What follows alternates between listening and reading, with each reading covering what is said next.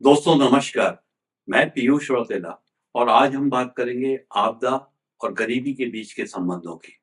दोस्तों जब मैं स्कूल में था तब हमें पढ़ाया जाता था कि भारत एक विकासशील देश है। We are a developing nation.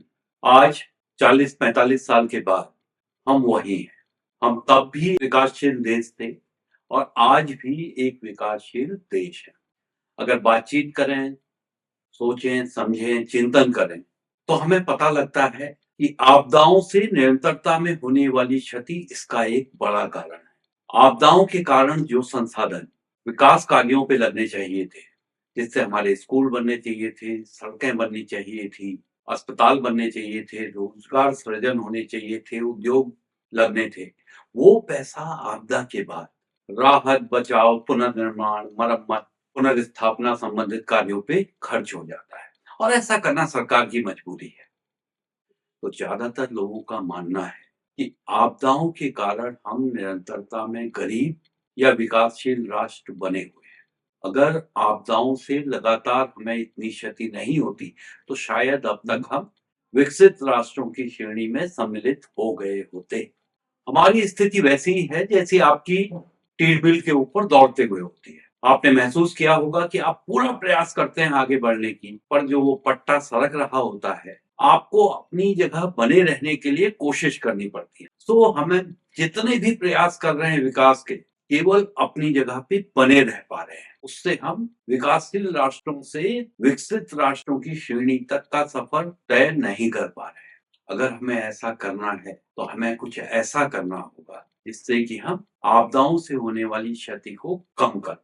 यहाँ ऐसा नहीं है कि इतने 40-45 साल में कुछ नहीं हुआ। हमारी अर्थव्यवस्था काफी बड़ी हो गई है। हमारी आबादी का एक तबका उसने काफी तरक्की की है। हो सकता है उसकी आय का स्तर विकसित राष्ट्रों से भी ज्यादा हो गया हो, परंतु हमें ये मानना होगा कि आज भी हमारी आबादी का एक बड़ा हिस्सा गरीब है। और जैसा कि हमने पीछे बात की, गरीबी और घातकता का बड़ा नजदीकी रिश्ता है। अगर गरीब हैं तो आपके पास सुरक्षा पर निवेश करने के लिए, आपदा प्रबंधन संबंधित उपायों पर निवेश करने के लिए, जानकारी पर निवेश करने के लिए पर्याप्त संसाधन नहीं है, तो आपकी घातकता का स्तर अधिक है। संकट कई तरह के हमारे आसपास हैं। अपने भूभाग को अगर देखें तो समुद्री क्षेत्रों में चक्रवात का खतरा है, समुद्री कटाव एक बड़ी समस्या है, मध्य भारत में सूखा एक बड़ी परेशानी है, उत्तर भारत या गंगा यमुना के मैदान की बात करें तो वहाँ बाढ़ निरंतरता में घटित होने वाली आपदा है, हिमालयी क्षेत्रों में भूकंप, भूस्खलन, त्वरित बाढ़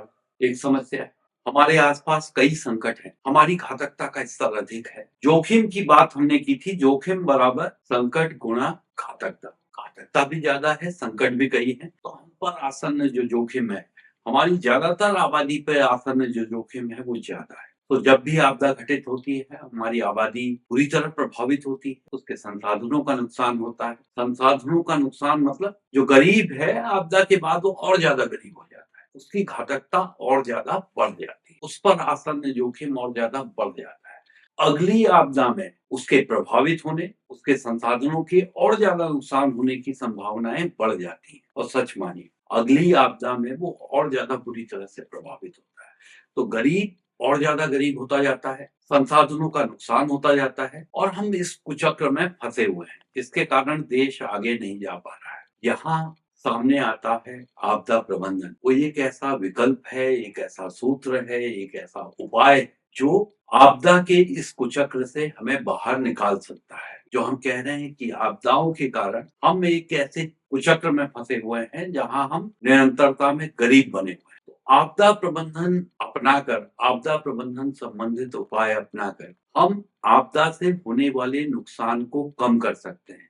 गरीब और ज्यादा गरीब ना हो ऐसा कर सकते हैं, उसके संसाधनों का नुकसान ना हो, ये हमारा संकल्प होना चाहिए।